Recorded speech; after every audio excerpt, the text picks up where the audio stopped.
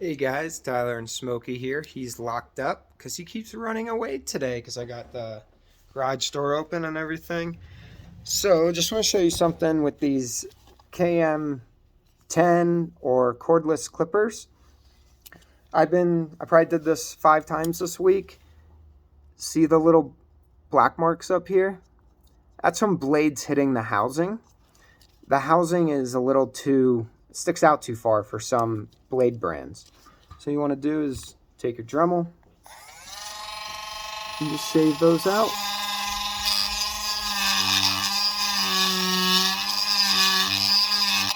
I won't do the whole thing on video, but that's pretty much what you got to do. A little further, no, I'll do one side. So I try to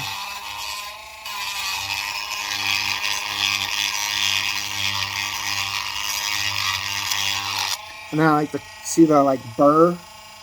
I like to just clean that up too, make it look nice again, cut it off on the inside.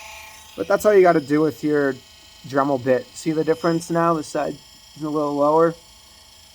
Your blades will stick on there though. It's not a hinge issue, it's not a lever issue, it's the housing. So quick, easy fix. All right, bye.